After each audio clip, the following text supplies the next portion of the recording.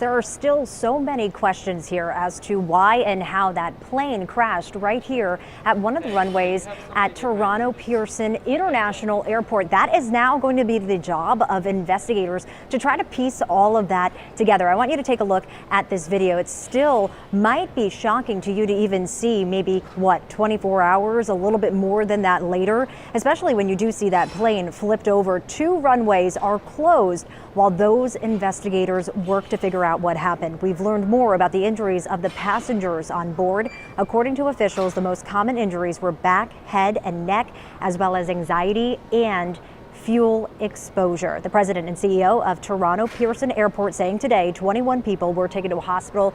19 of those people were released this morning. 2 people obviously still in the hospital, still recovering. They are expected to be okay. Now, there has been talk about whether the weather conditions played a factor in that. Investigators are still trying to figure out. But Flint said it was clear yesterday, but she did also give some insight on what they've been dealing with over the past couple of days with the weather.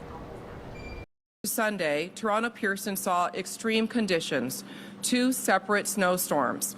On Thursday and Sunday, we got more than 20 inches, 50 centimeters of accumulated snow. That is actually not typical. The Transportation Safety Board of Canada is expected to release a statement today. We are still waiting for that. We actually learned that at a press conference earlier this morning.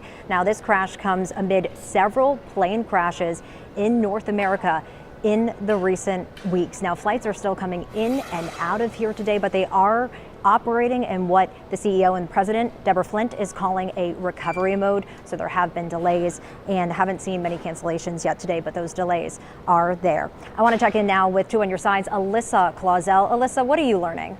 Well, Courtney, this evening we're learning more about the moments following that frightening crash landing as new video surfaced from passengers who were on board Delta Flight 4819 as it flipped over and caught fire on a Toronto runway. More vantage point scene and footage circulating today show the seconds leading up to the incident. TMZ obtaining this footage showing the plane landing, catching fire in the thick black smoke that followed. And in this video, taking from a passenger on board another airplane, again, you're seeing those heavy plumes of smoke coming from that Delta flight moments after the crash. And Peter Kaukov on board that plane taking this video as he evacuated the plane alongside fellow passengers.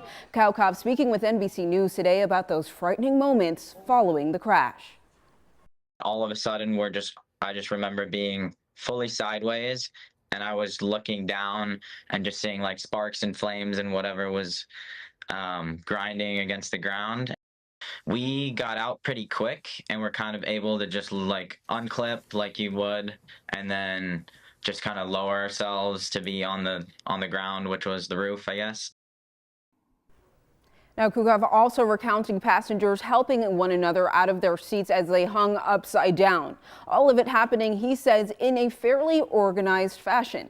Now, Delta has said that there were no fatalities on the flight that carried 76 passengers and 4 crew members on board. Now, coming up at 6, we'll hear more from Pete as he recounts the crash and the escape from the aircraft. On your side, Alyssa Clausel, Channel 2 News.